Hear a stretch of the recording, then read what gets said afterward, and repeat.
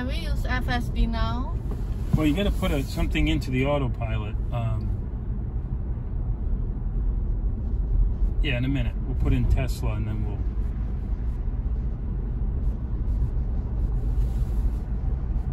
Let me see if I can use the voice. Yeah, voice. Take me to the Tesla dealership. Now turn left onto Homestead Drive. I'm going to miss it intentionally. And now let's turn on the autopilot.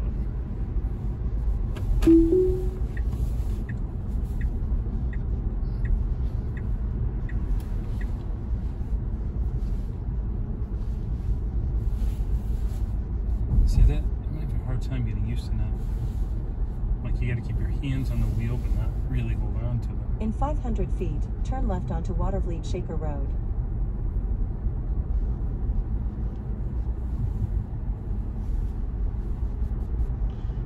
Now turn left onto Watervliet Shaker Road.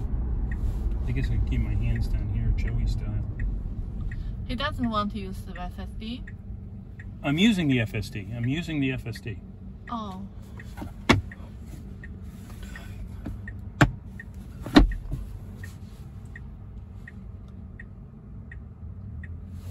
It shows you your blind spot.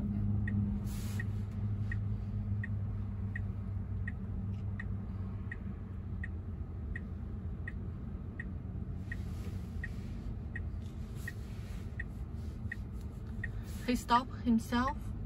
Yes, everything here's, I'm not, look, I'll just keep my hands here. Oh. He can know the red light and the green light? Mm-hmm. That's great. If in big city, people 100 to drive use FSD, it's easier and worse. Because big city is hard to drive yourself. See, I'm not using my hands. I'm not touching anything.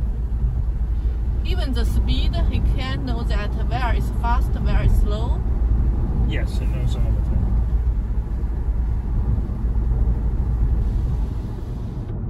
Here, I'll put down this window. Now, hold on. We're getting over. Can you get colder? We try the air conditioner. Here, I'll use the button. Turn on air conditioner.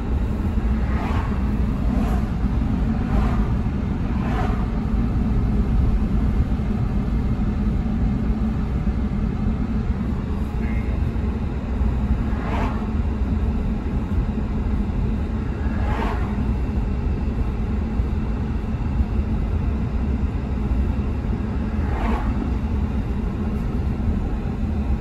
I think they're using some. Oh, make it cold, not hot. Put it back cold.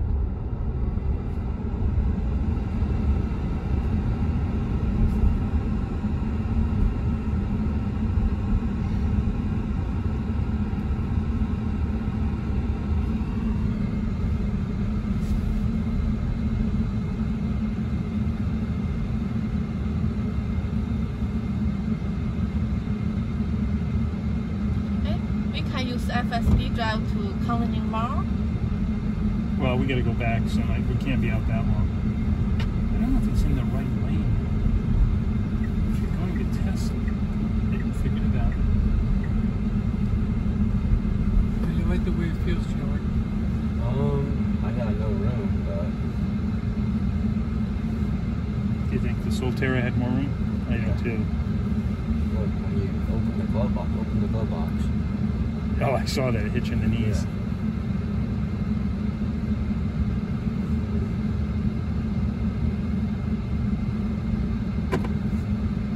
Yeah. Yeah.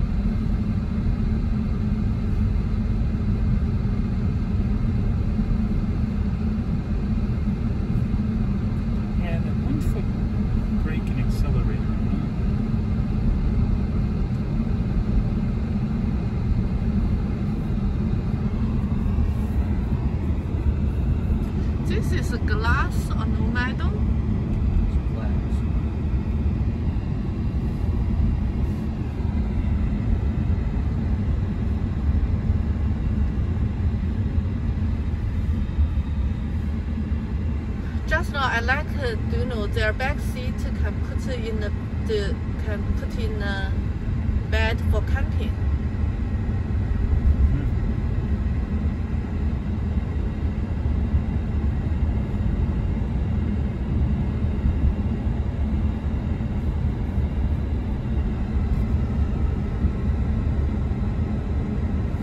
See how it's measuring the car in front of it. I wonder what it would do if you were going like 55 and the light turned yellow right in front of you.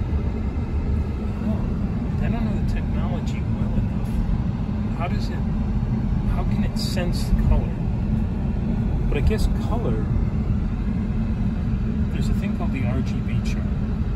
That's what everything in graphics computers uses. It's red, green, or blue. And what you see on your screen is a variation of R, G, and B.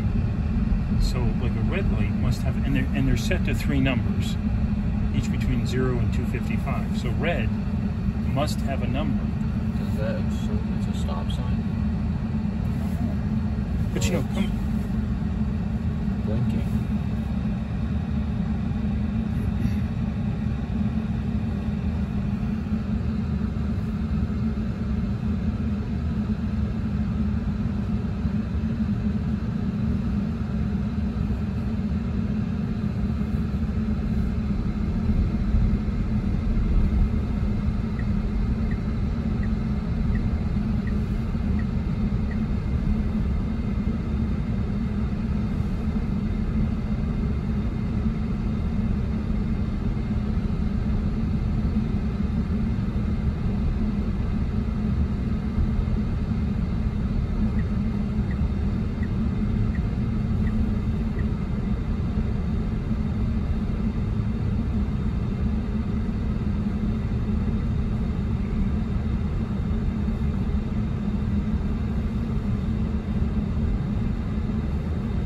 In 500 feet, enter the roundabout and take the first exit.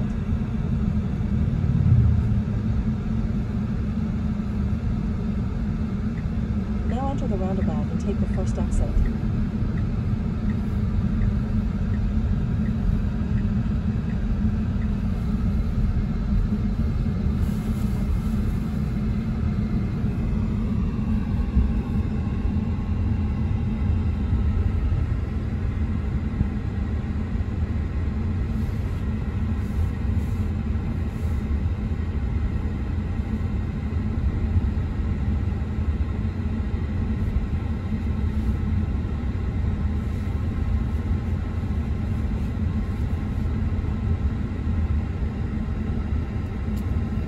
In 500 feet, turn left.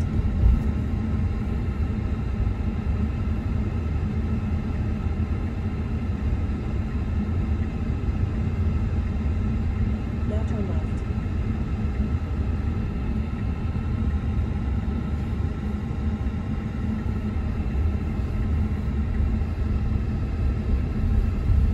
that'll be the car, right? It's just going to pull me here and stop.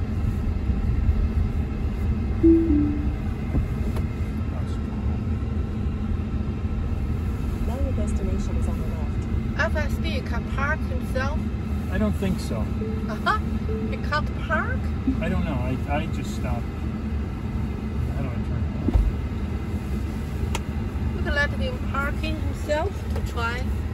That's important. No, but she said not to do that. Okay. Me? Turn off. Just take the key with us.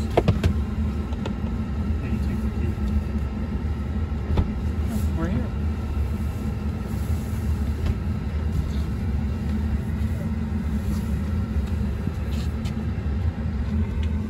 It's all electricity to open the door or window. I don't know. Not so clear. This is long. I don't think this is long. They're all the same size. Oh, same size. Why I said long or Range miles. oh, that means miles. Still kind of small though. Yeah. Hardly at all.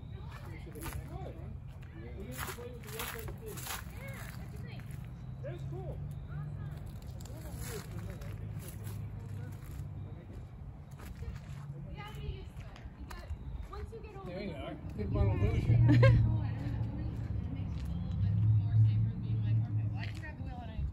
And if I grabbed it, it would let go, right? Yeah, absolutely. It goes right back to you steering. But is the FSD still on? So if I let it go again, does it take over, or do I have to re-engage? You would re-engage it. Re-engage. Because it's going to keep your cruise control set while you're... So if you grab a hold of the wheel, it's going to keep your cruise control set, but you're going to be steering. And then if you were to tap the brake, it'll turn both the cruise control and the auto steer off. So it'll go back to you driving and you can re-engage it. This Model S is, what are we talking cost-wise? All the pricing and everything would be online. Since we don't have a sales license here, we don't have the ability to go over like monetary costs or pricing or anything. The salesperson will call and follow up. Nobody's commission based, so it's pretty much you can ask them any and all questions just as if they were here. And then the same deal goes for delivery locations. So since we don't have the sales license here, you would either pick up at Verona, Oneida location, like a Turning Stone Casino, or Westchester, Mount Kisco is the other closer location. Yes, both Oneida of them would probably be easier for us because you can just get on the thruway. Exactly. Yeah, that's the closer location for Latham anyways. It's about a half-hour difference between the two, but one down in Mount Kisco, that one is a full sales and delivery center and service, so it's an actual Tesla center rather than Turning Stone is like on the parking lot, so it's pretty cool, but it's just a little bit different. You don't have like that full. We do the repairs here. We do our service center, and then we have the demo vehicles as like the gallery, and we don't do deliveries here. So you would go down to either Westchester or Oneida once just to go pick up your car, and then we would be your service center. So you don't ever have to go back down there just to... Oh, that's it. Same thing with trade-in. So if you were to bring your car, if you wanted to trade in a vehicle, you'd bring it down to Oneida or Kisco, and then they would deal with everything for the trade-in process. I'm not too sure. I know there's a few steps with Oneida with like, since it's the Oneida Nation, they have a different process for everything, but they can go over the stipulations with it and better for you. With the delivery time, they set a appointment day and time, and it's typically about a half hour, and you're in and out and sign a few pieces of paper. They get your phone key set up, you're able to ask all your questions, and then you're on your way home. Or gambling at the casino if you choose to register. No. You can always win your money back for your car. Nobody does. Do you have questions for Samantha? How many miles to change the tire? For the mileage, for like your range, No, the tires. How long do they last? I always say an over-under on like around 30,000 because you will go through tires a little bit quicker because they are a heavier vehicle. But if you're doing more primarily like highway driving, not a lot of stop and go on the city routes, and you're a little bit easier on the accelerator, a lot of people who speed have a little bit less than the 30,000 miles. But if you're in your chill acceleration and you're just doing your day-to-day tasks, as if like you're just following the speed limit, you should be right around that 30,000. That's like my over-under. So 30,000, which would be about 2 years. Okay, and this tire is a normal tire. I saw the website that another tire is you should pay for extra $2,000. These ones are the 20 inches, and then the standard wheels would be the 19s. So these ones are the extra additional cost. So these ones are the bigger wheels compared to, let's see if we even have any here. I don't know if we have any standard wheels here. This Model Y here, this white one, would have the standard wheels. So those are the 19s. Those These are the ones that you smaller don't ones. pay These extra are, for. no, those cost 2,000 more. It was So what's those different? ones you get the most range out of as well. The 19s compared to the 20s will decrease your range because they have a little bit less aerodynamics compared to the 19s. These last longer. Huh? Right. The 19s will give you a little bit more aerodynamics and a little bit more range to you. I don't know specifically for the life which one lasts longer, but I don't know if it makes a difference. That one I don't. That would probably be a service advisor question. These are the normal. Yeah, those ones are the standard wheels. Those are the 19. Those cost 2,000 more. No, 19, 20s cost, Yes. 20s cost 2,000 more. Yes, so those ones would be the 20s. Those black Oh, ones. those over are there. 20s then. The ones Yeah. that you drove were 20s. We don't have any standard demos here for the tires anyways, for the Ys. That's be safe, but be more safe or be last long miles. I don't think it changes the mileage on the wear of them. I don't think so anyways. I'm not too sure. I wouldn't quote me on that because I'm not a service advisor. But with the 19s, they'll give you more range, so you'll have a little bit more mileage to These your 19 overall capacity. I think it changes it by like 20 or 30 miles with You like get your, a little bit more with the cheaper ones. right. But these, you'll go faster. Oh, this can help faster. Yeah. This normally can last long. Yeah, a little bit longer, but yeah. Not for safe. No, they're both safe. Yeah, it doesn't really make a difference. The 19s are actually probably easier to get through the snow in. We'll go from the shade. Oh, the 90s is Yeah, so easier. 19s are usually what people go with, just because, bless you. With the smaller the wheel, it's easier to navigate through the snow is what I hear anyways. Because with the 20s, the main difference is their actual wheels. So like there's no aero caps or aero covers on them. With those standard wheels, they have aero covers on them. And then those ones are just actual rims. So that's the entire wheel. You can't change anything with that. The Ys, they come standard with the aero covers, so you have those like little caps on them that you can take off. Yeah. But it does give you a little bit more aerodynamics, a little bit more range. A bit more. So it's just better on the airflow with the 19s because with the 20s they have a little bit more. They're the induction wheels, so it's just the terminology for them. But other than that, usually a salesperson will call either today or Monday, and they'll follow up with all of the rest of the nitty-gritty specific sales questions with pricing and everything. And then all the information is able to be found online, but you have people to kind of guide you through everything. So the salesperson can walk you through the order process, trade-in process. They can send you the links to everything, and then smooth sailing from there. Okay, and two charger I saw the website is one is almost 500, another one is 250. These ones would be the wall connectors, so those ones are like the ones that you'd have installed at your home.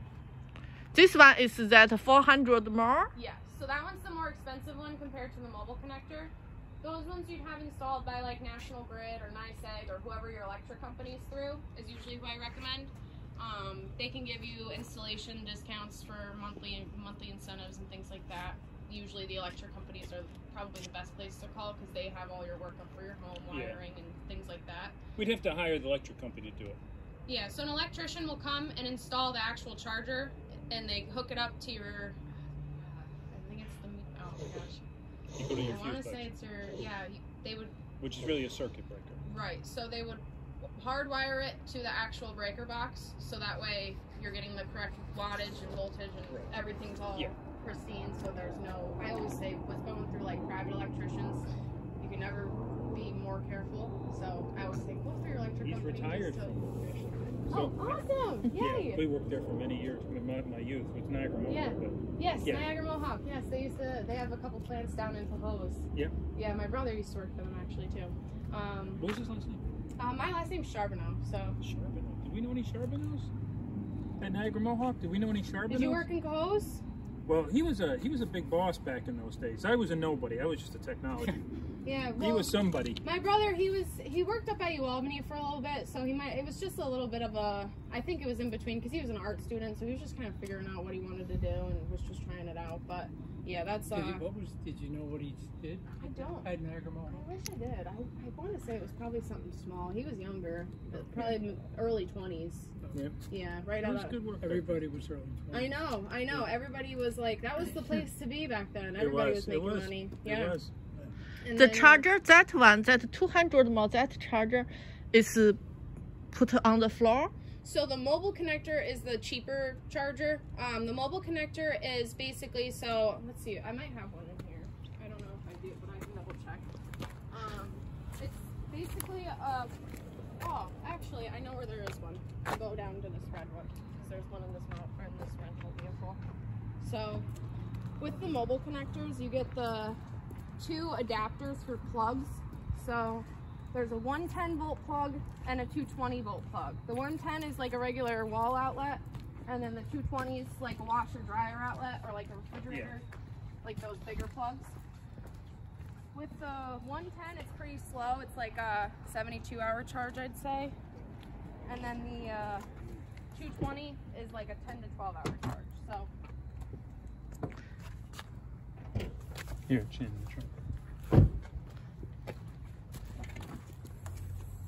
So this one's a little dirty because it's been in here for a while. This one's one of our loaner vehicles, but I did find this earlier, so I know we had one. So you have the plug for the 110, and then this goes into your car. And then let's see if it has the 220. No, it usually will have a secondary plug that you can swap, which looks like the dryer. Exactly, a washer dryer outlet. So, yeah, that one's a quicker charge. That one's about 8 to 12 or 10 to 12 hours, and then the wall connectors are like 6 to 8 hours. This is slow, that is faster. Yeah, so this one you can have it a little bit faster than the typical like 72 hours like with the 110 that this one has. With the 220 volt plug, it's an overnight charge. So same thing with the wall connectors, that's an overnight charge, but it's just a little faster just because it's hardwired. The other one's just you plug right into your washer dryer outlet. So if you already have one in the garage, you don't technically per se have to install a wall connector. It's just going to charge a couple hours slower than the wall connector. So it's not too much different. And you always have the supercharger options too, where you can go to any of the superchargers local to you. This one is, if slow, this one, the electric price is lower or the same?